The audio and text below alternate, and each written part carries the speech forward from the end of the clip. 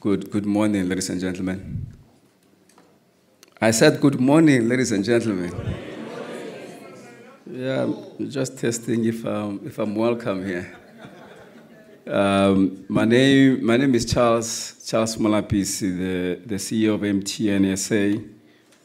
I've been with MTN SA for I see my colleagues here. I've been with MTN SA now since the beginning of last year.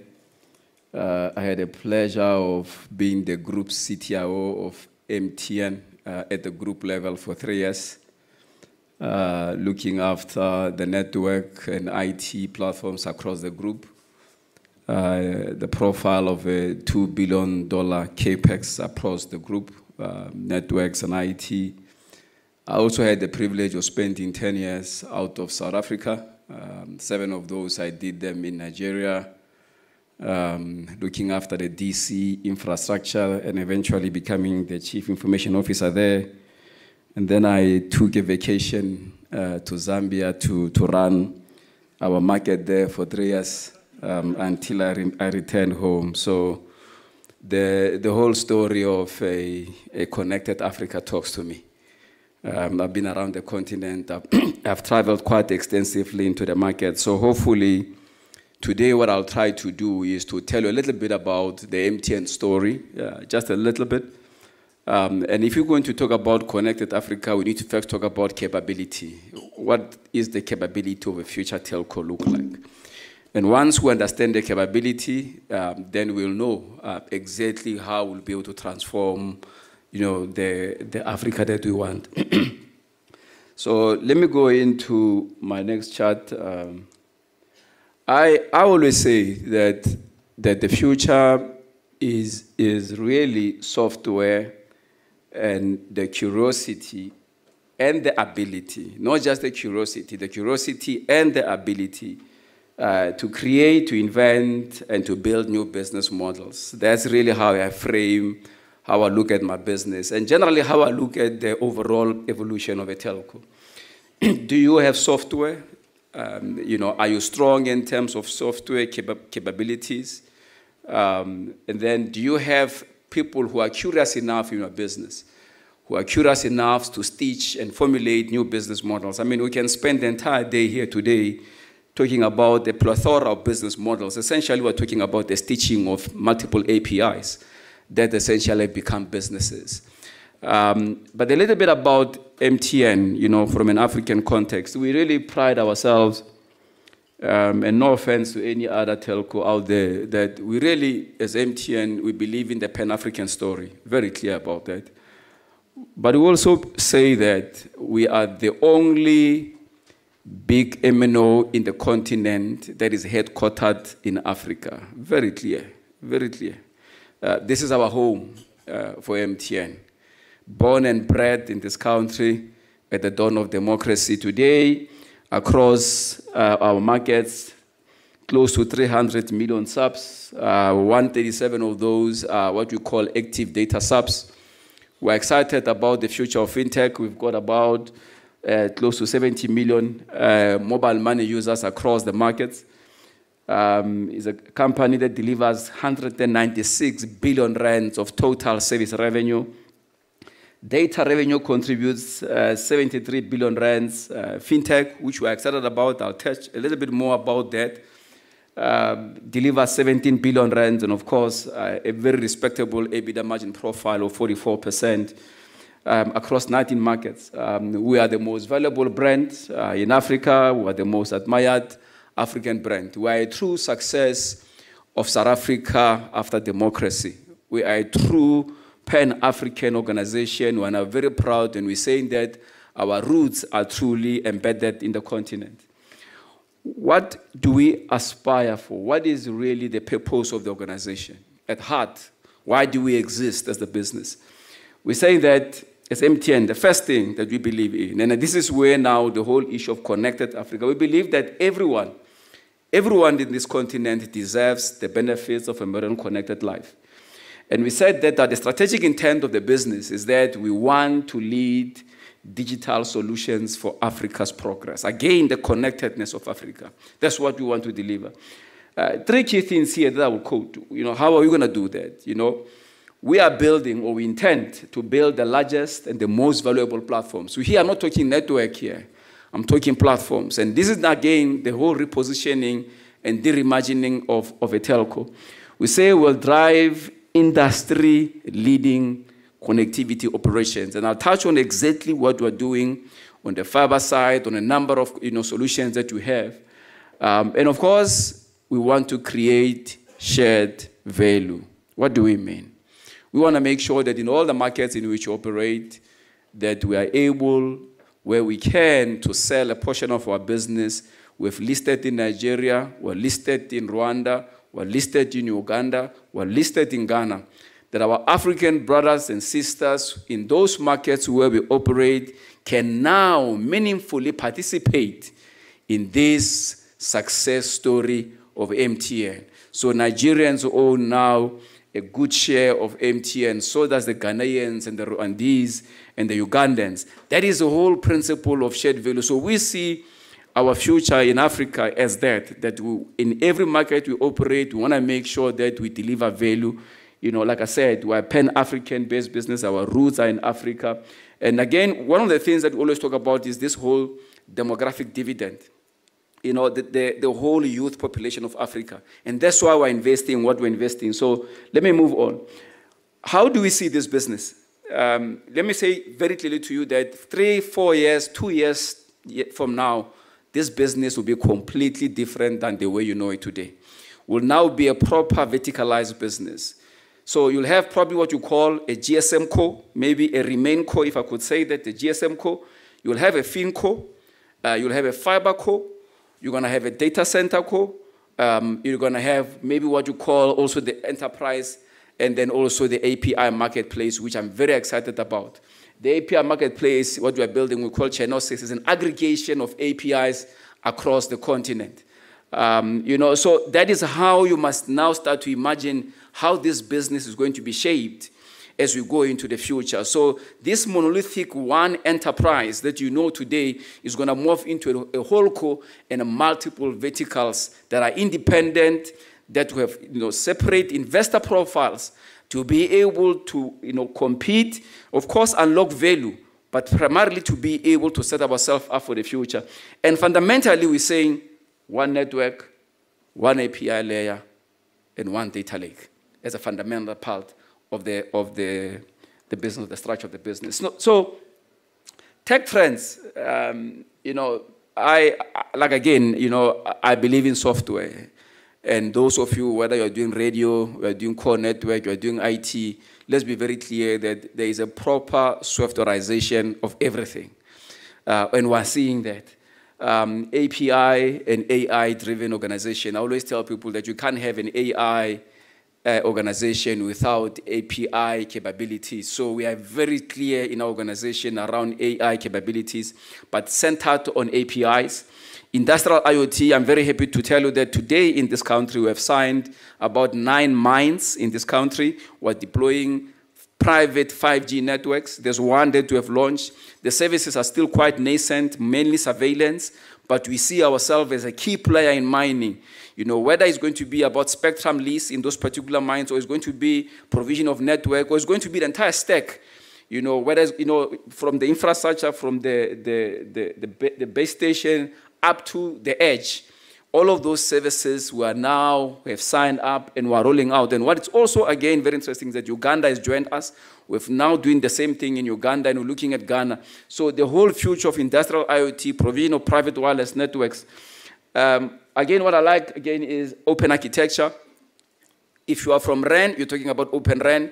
When I was a CTIO, I was advocating aggressively the whole push of Open RAN.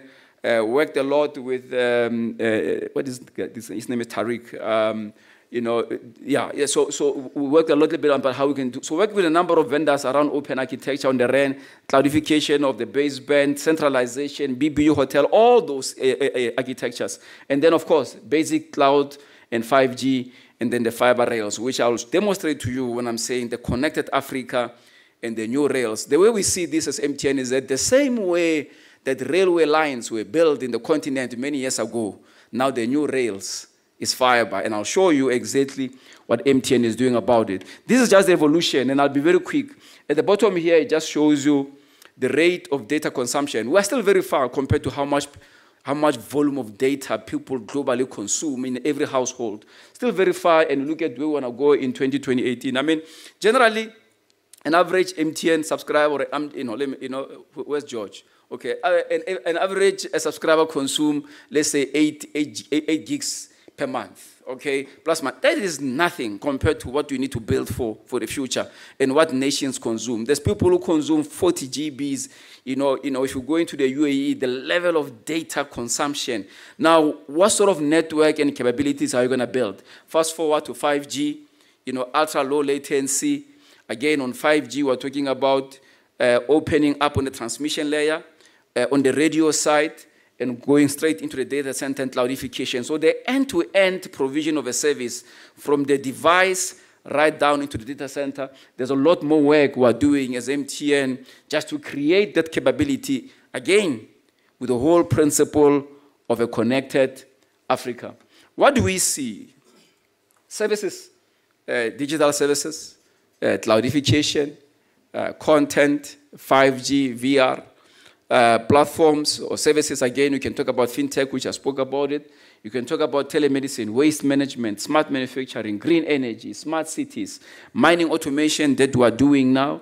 The mining automation is something that I wanted to achieve many years ago when I was in Zambia. In the mines, we were trying to build a private LTE networks back then. So when I came back home, I said, now the dream continues, and we've started, again, like I said, in the mines. And then if you look at the service provision and the connectivity layer, active infrastructure on the radio access level, passive, and then, of course, the connection of NVNOs. We pride ourselves, again, as MTN, we call ourselves the network of networks. We're the network that connects other networks. So again, in the whole spirit of Connected Africa, we're doing that in Ghana today. We're bringing other networks on top of our network.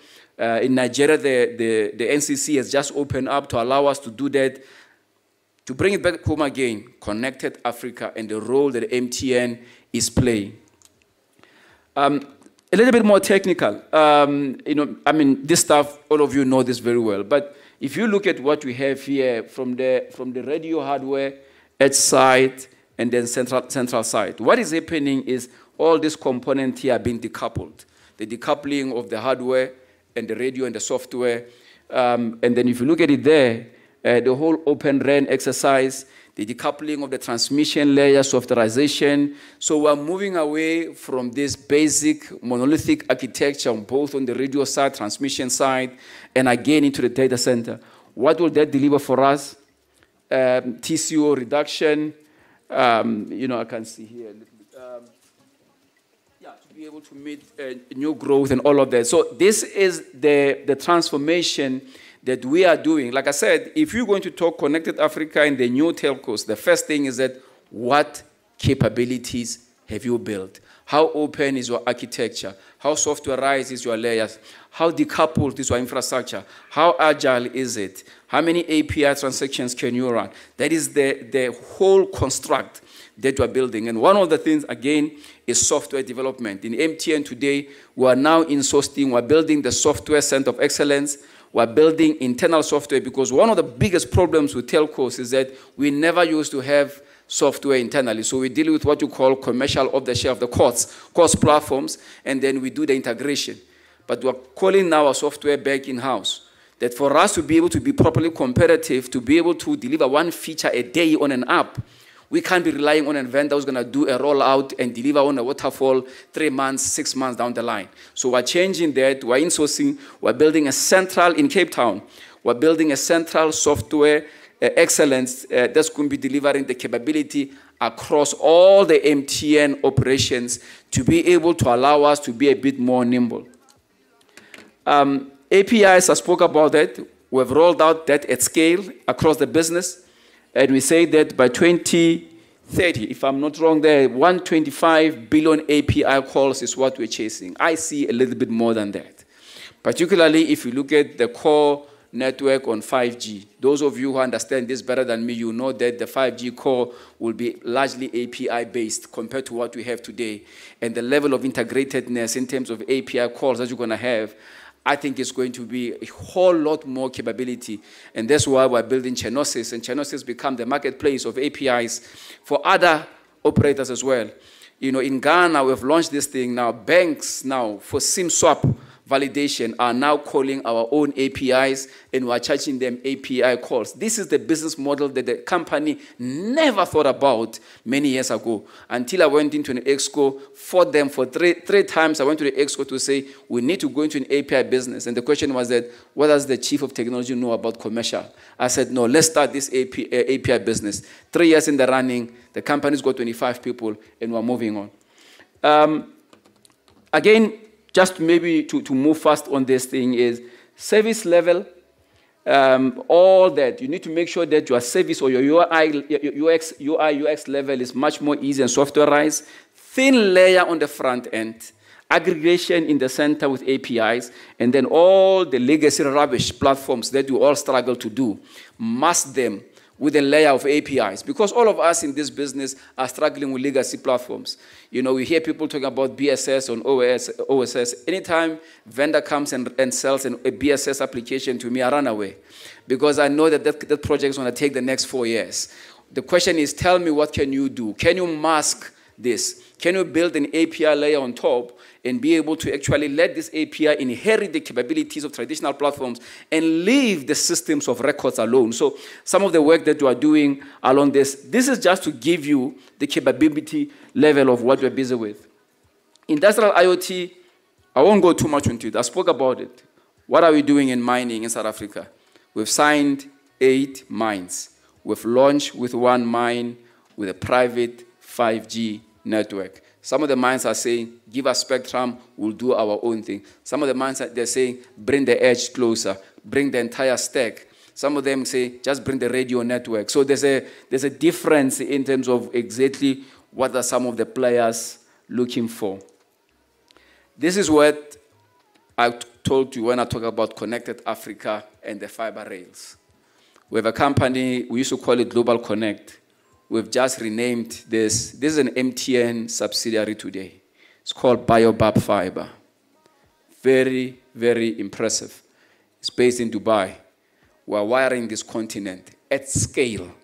We're opening fiber companies in every market in which we operate. We've got FiberCo Zambia, FiberCo Ghana, FiberCo South Africa is being incorporated as we speak. And across every area where we operate, even in markets where we don't have a GSM license, we're setting up entities that are going to provide connectivity. So we want to participate in the construction of new rails in the continent.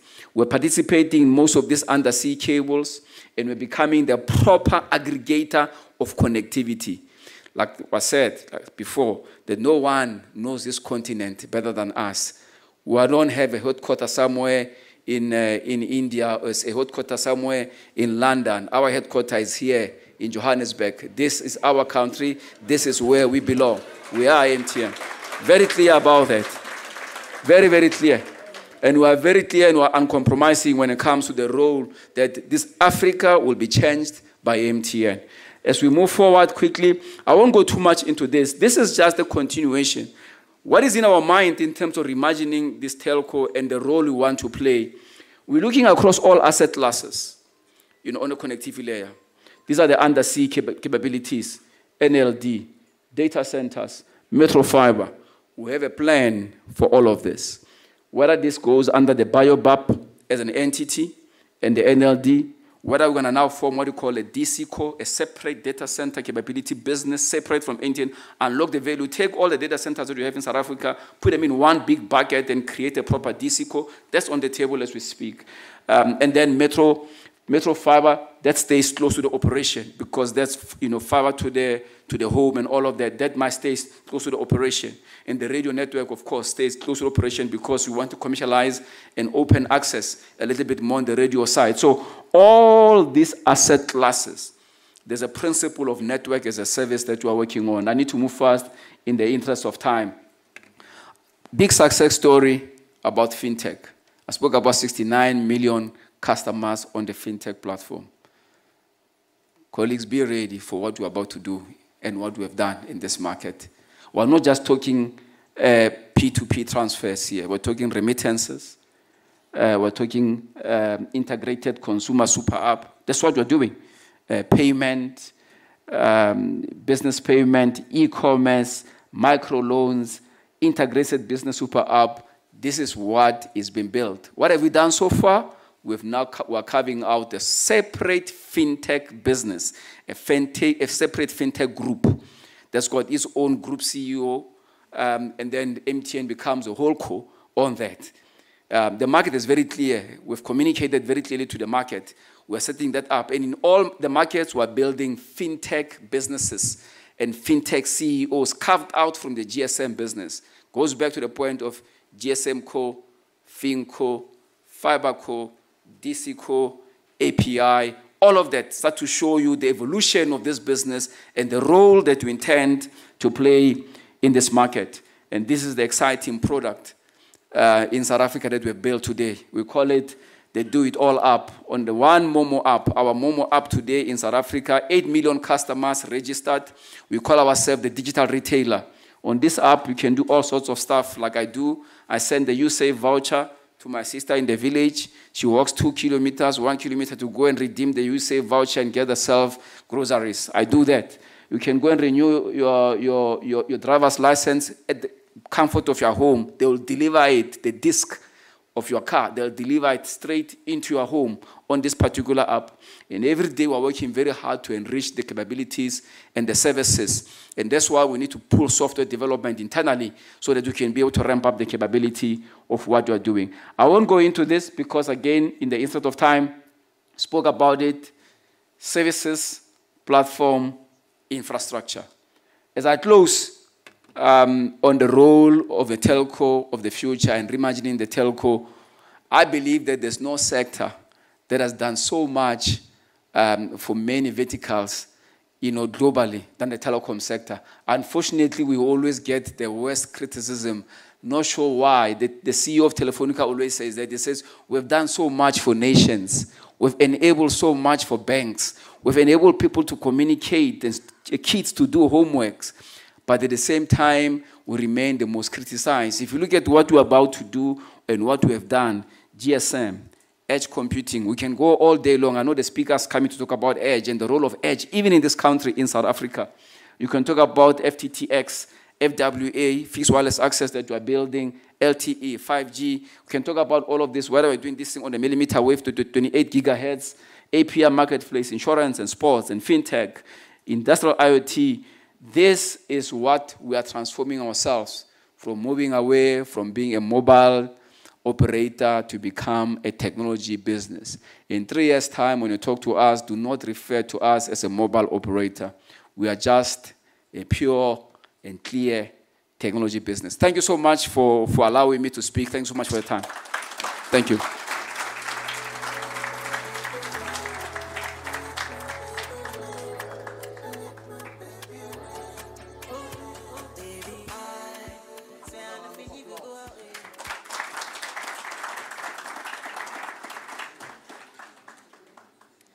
Thank you kindly.